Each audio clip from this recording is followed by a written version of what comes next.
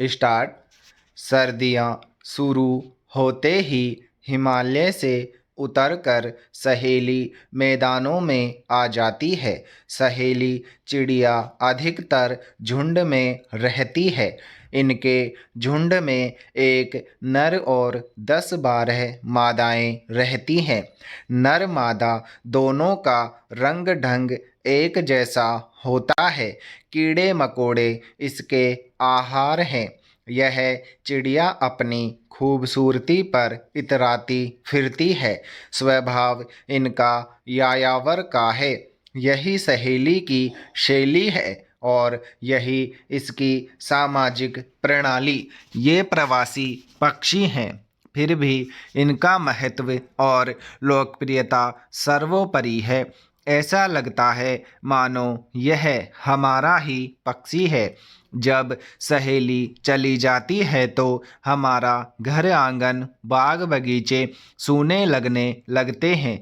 जिन शहरों में नदियां हैं वहाँ आजकल श्वेत साइबेरियाई पक्षी दिखेंगे, क्रेन या सारस की तरह। उन्हें नौकाओं पर बैठकर लोग बेसन का सेव खिलाते हैं और परिंदे बड़े चाव से इसे खाते हैं। पर इनके लिए यह नुकसानदेह है या नहीं, इसकी खबर लेनी चाहिए। आज बच्चों को अपनी कक्षा में नहीं रहना, जंगल की सैर करना है।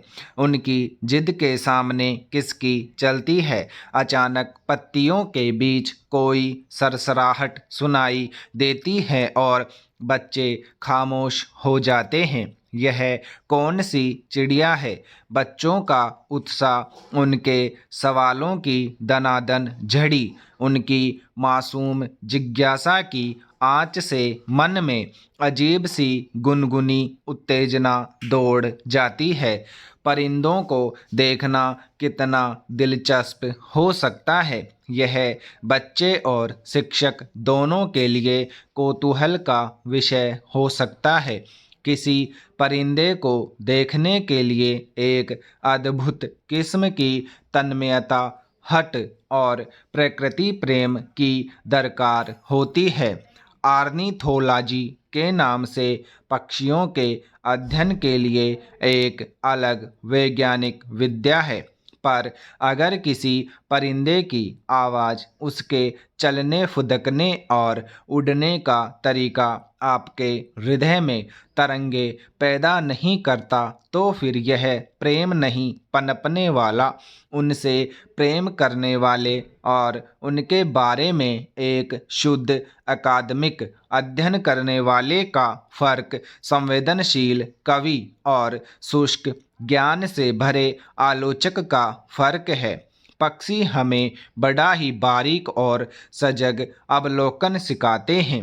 उनकी आवाज़ हमारी सुनने की क्षमता को महीन और तीव्र बना देती है।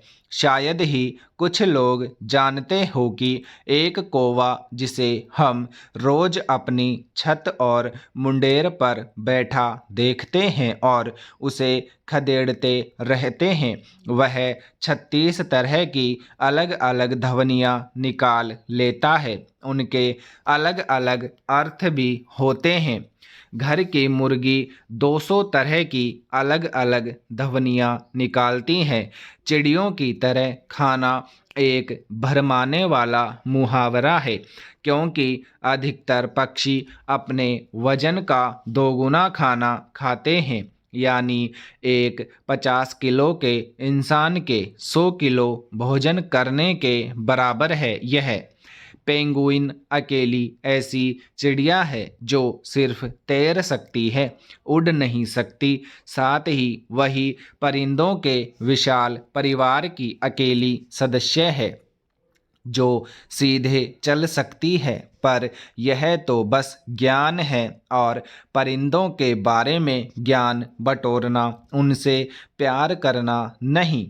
मेरे जीवन के कई वर्ष एक ऐसी जगह बीते हैं जो पेड़ पौधों और बेतरतीब जंगलों से पटी हुई है। अपनी पूरी सैर के दौरान हम गंगा को निहारते हुए चल सकते हैं।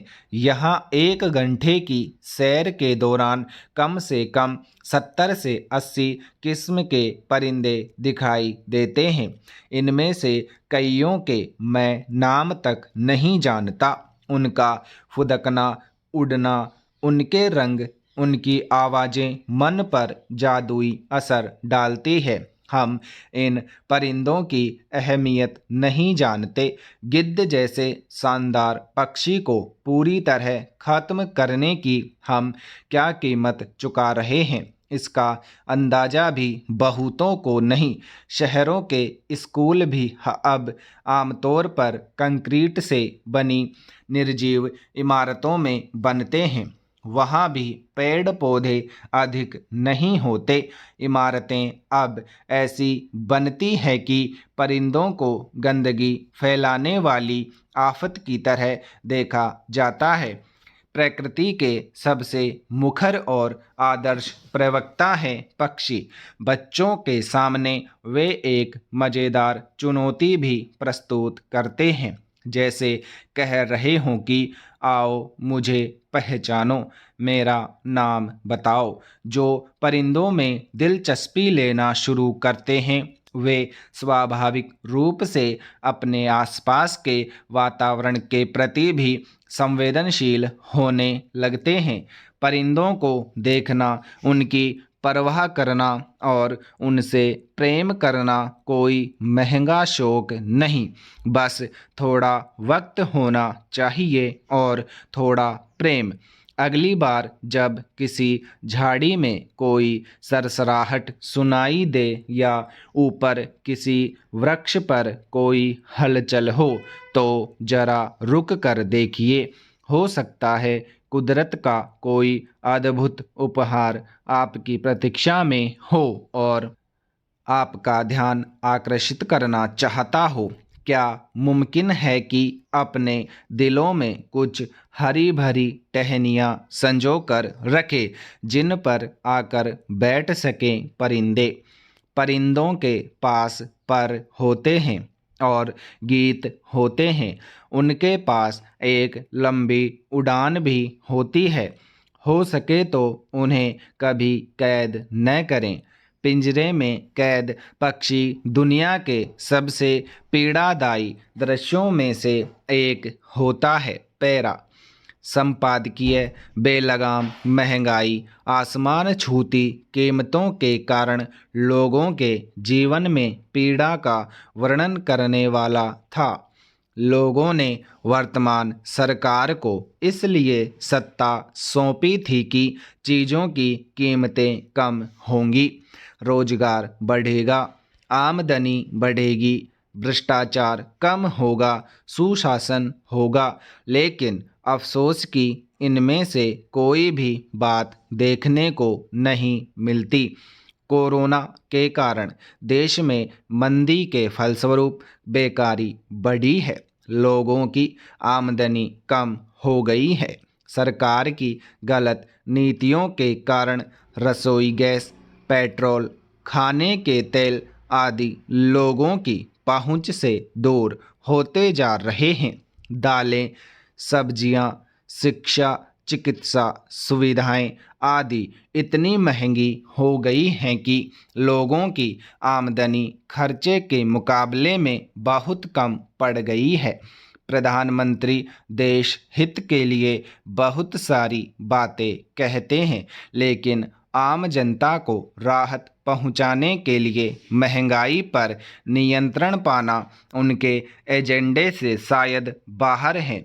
सरकार को लोगों के जीवन को सुविधाजनक बनाने के लिए उन्हें तुरंत अपनी नीतियों में इस प्रकार से परिवर्तन करना चाहिए कि लोगों को रोजगार मिले, उनकी आमदनी बढ़े, बेकारी का समाधान हो तथा आसमान छूती कीमतों पर नियंत्रण हो। स्टॉप।